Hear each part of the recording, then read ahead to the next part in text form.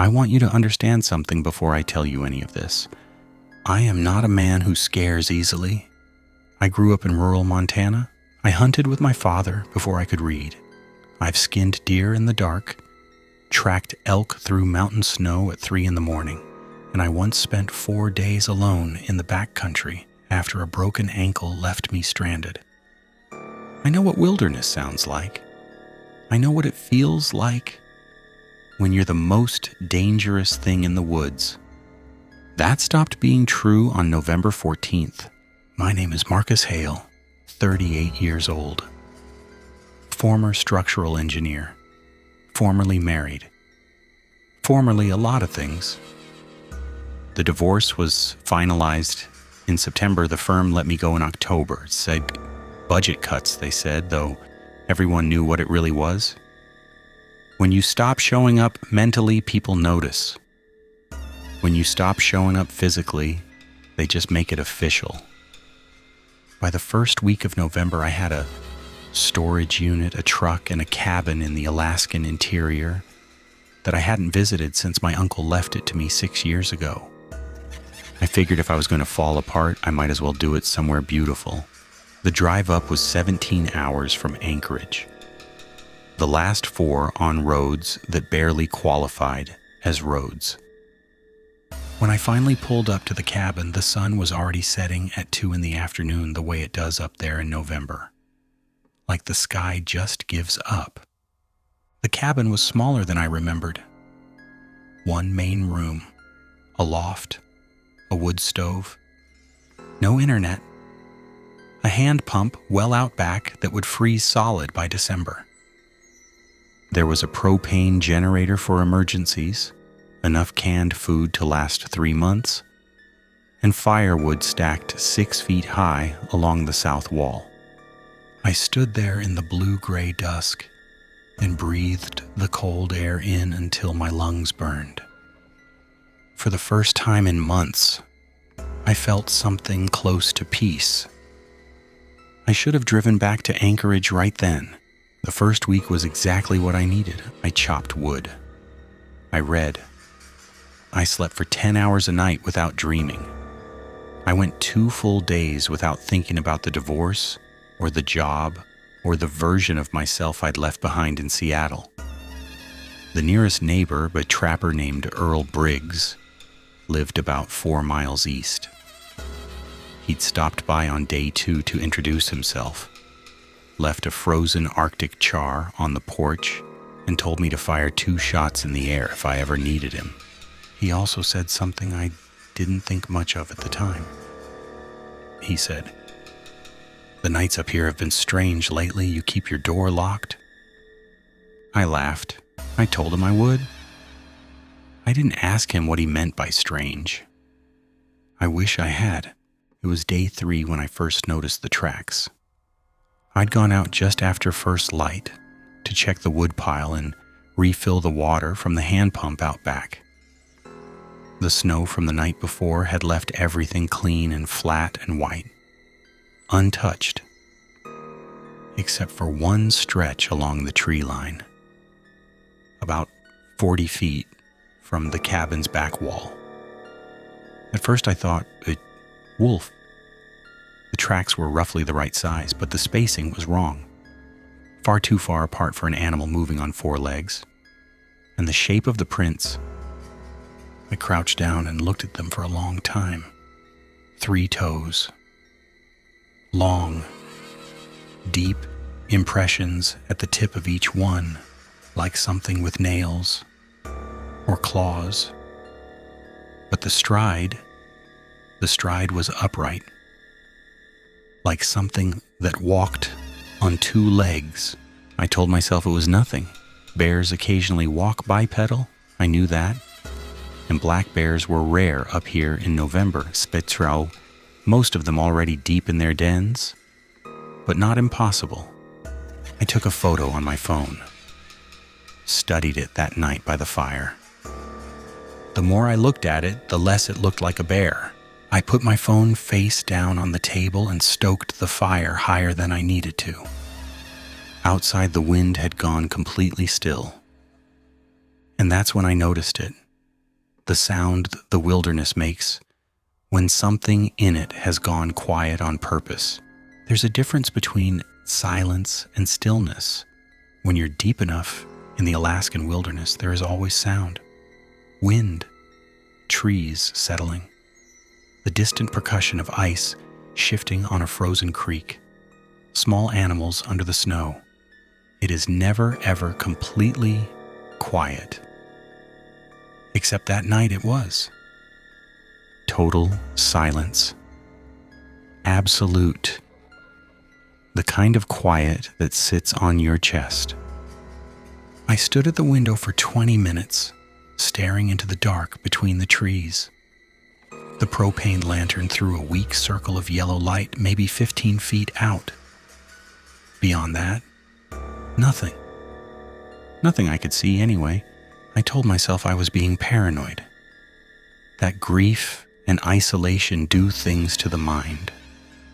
I went to bed. I left the lantern on. I woke up at 2:17 in the morning. I know the exact time because I checked my watch immediately.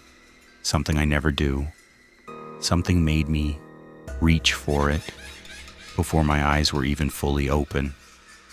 The cabin was cold. The fire had burned low, and there was a sound coming from the roof. Not wind, not a branch, not snow settling. Footsteps. Something was walking across the roof of my cabin, slowly, each step deliberate. Heavy enough to creak the old timber, but light enough that whatever it was knew how to distribute its weight. It walked from the north end to the south end. Then it stopped directly above my bed. I did not move. I am not ashamed to tell you that. Every survival instinct I had went to the same place. Don't move.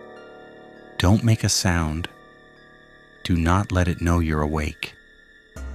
I lay there for 45 minutes. Nothing moved. Nothing made another sound. Eventually, I convinced myself it had been a dream, a hypnagogic hallucination, the brain misfiring between sleep and waking. I'd read about it. It happens. I added wood to the fire, drank half a bottle of water, and sat in the chair by the stove until morning. When the light came up, I went outside and looked at the roof. There were scratches in the frost along the ridge. Long, parallel, 3 at a time. I spent that day doing what rational people do when confronted with something they can't explain. I rationalized. Wolverine. It had to be a wolverine. They're aggressive, they're strong, and they've been known to investigate structures looking for food. The scratches, wolverine claws, the tracks, distorted by the cold, the angle of the light. My own imagination. I reinforced the logic all day. Built a wall of explanation between me and what I'd actually seen and heard. By evening, I was nearly convinced. Then I went to lock the front door and found it was already unlocked. I always locked the door, every night since I arrived. It is the last thing I do before sitting down. I was certain I'd locked it. I stood there with the bolt in my hand for a long time. That night I sat in the chair by the fire with my rifle across my knees. I want you to understand, I'm not a person who lives in fear. That's not who I am. But there is a particular kind of dread that settles in when you are alone, completely alone, miles from anyone, and you can no longer trust that you know what's outside. I watched the windows. Around midnight, the snow began to fall, heavy and thick, the kind that muffles the world. And in the middle of that silence, in the brief orange pulse of the fire through the window glass, I saw it, standing at the tree line. It was pale, almost white, the way something looks when it has never seen sunlight.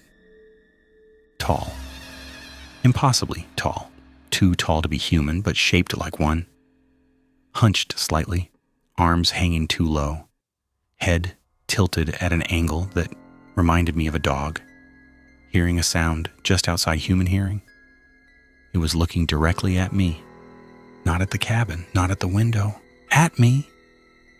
Across 40 feet of falling snow and darkness, it was looking straight into my eyes. And it didn't move. It just stood there, still as the trees behind it, for exactly as long as it wanted to. Then the fire popped. I flinched. 1 second. Less. And when I looked back, it was gone. I didn't sleep. I sat in that chair until the gray morning light crept under the door and I could see the full tree line through the window. Empty. Snow. Silence. I went outside. Walked to where it had been standing. The snow was deep there, untouched everywhere except one spot. 2 shallow impressions, side by side, narrow, like feet, but no trail leading to them. No trail leading away, as if it had simply appeared there, watched me, and dissolved back into the dark. I stood in those impressions and looked back at my cabin window. From that angle, I could see exactly where I'd been sitting. It had a perfect view of me all night. I went back inside, sat down, tried to think clearly. I had 2 options: leave or stay. Leaving meant a 4-hour drive on roads that were now buried in fresh snow, in a truck that had a slow leak in the rear left tire I hadn't fixed. Staying meant whatever that thing was knew exactly where I lived. I picked up the ham radio and tried to reach Earl Briggs. Static. Nothing. I tried again and again. On my 4th attempt, a voice finally came through, broken, cutting in and out. It was Earl. And even through the static, I could hear it clearly. He was terrified. The transmission was maybe 30 seconds long before it cut out completely. I only caught pieces of it, fragments through the hiss and the white noise. I've been watching the property since Tuesday. Don't go outside after dark, Marcus, you hear me? It doesn't hunt the way animals hunt. And then, before the signal died completely, one last thing.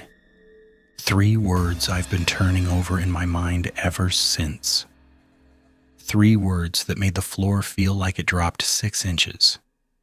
He said, "It remembers faces." Then silence. I set the radio down. Outside the window, the snow was still falling.